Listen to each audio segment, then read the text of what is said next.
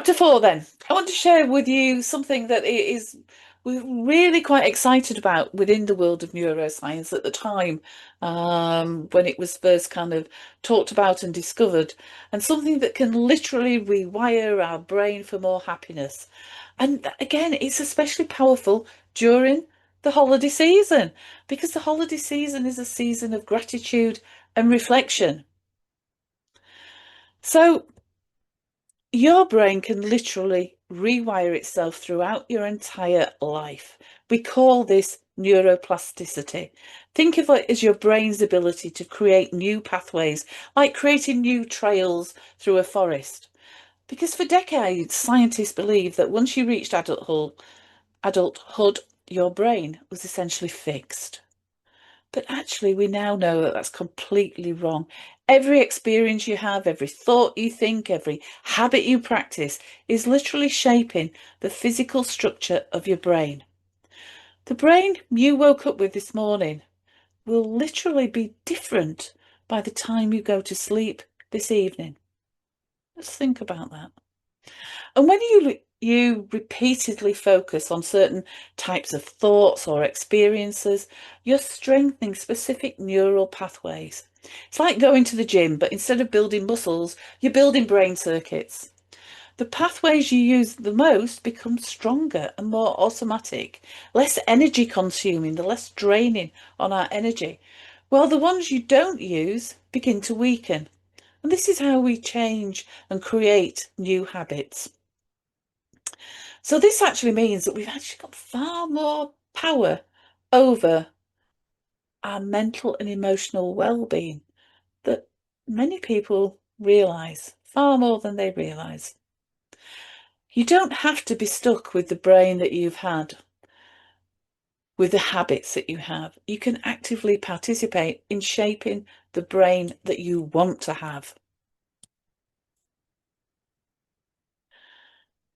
So let's talk specifically now for a moment about gratitude, because the research on this is quite fascinating.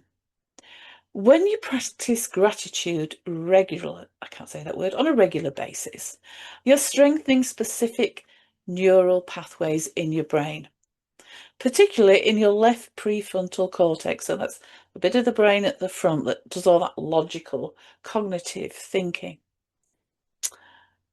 And that left prefrontal cortex is what scientists call our approach system. Also, there's the anterior cingulate cortex, which processes rewarding social experiences. Essentially, these are the circuits that are responsible for positive emotions, optimism, and our overall well-being. Each time you notice something you're thankful for, you're essentially exercising the parts of your brain that generate positive feelings and social connections. And brain scans can actually show us that people who practice gratitude for 21 days create measurable changes in their brain structure. So the left prefrontal cortex, associated with optimism and positive emotions, becomes more active. And the anterior cingulate cortex, which is involved in empathy and emotional regulation, develops stronger connections. At the same time, your brain's reward system kicks in. So it includes areas like the ventral tegmental area and the nucleus accumbens, and they release more dopamine. And again, enhancing that response, the way that we feel those positive experiences. So essentially, the areas connected with positive emotions become more active, more connected. Meanwhile, the areas linked to stress and negative thinking, particularly in the right prefrontal cortex and the amygdala, become less dominant. Think of it a little bit like this. Your brain has got specific happiness circuits in the left prefrontal cortex and the ACC, the anterior cingulate. And gratitude practice is one of the most effective ways to strengthen that. Just like physical exercise, the benefits compound over time. So the more you practice, the easier it becomes for your brain to notice and appreciate positive experiences. And this is the best part. Your brain doesn't actually distinguish between different types of gratitude practice. So whether you write a journal, whether you share your appreciations with others, or simply just pause and notice the good moments throughout your day, you're creating the same positive neural changes.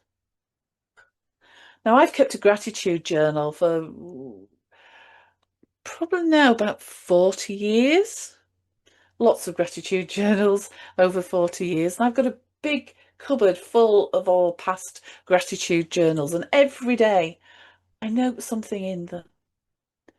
The really great thing about them is not only do I actually appreciate life and all the simple things around me so much more, but when I do have those low moods, I just grab a journal and I just read 2 or 3 entries.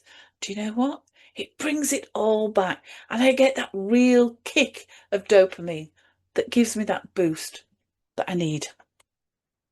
So, gratitude and a gratitude journal for me is my way. But even if we just take a few minutes each day just to stop and reflect. So the holiday season offers a unique opportunity for gratitude practice because, we're already culturally focused on appreciation and reflection and connection at this time of year. So our brain is naturally primed for this kind of positive attention during the holiday season.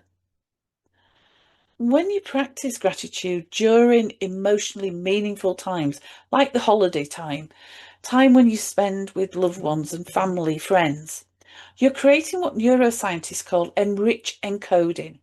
So this means that those positive neural pathways you're building and your prefrontal cortex are extra strong because they're connected to important relationships and meaningful experiences. Also, when you practice gratitude in social settings, like sharing your appreciations at holiday gatherings, you're not only rewiring your own brain, you're helping to activate these same regions in other people's brains too. Gratitude is neurologically contagious. When someone expresses genuine appreciation, it activates the dopamine reward system in everybody who hears that. And that's why families or groups of people that practice gratitude together often report feeling closer and more positive, overall stronger relationships, because you're literally creating shared positive neural experiences. And we're creating those situations for social bonding that strengthen our connections, therefore, with each other. So use the holiday season. It is quite a unique opportunity.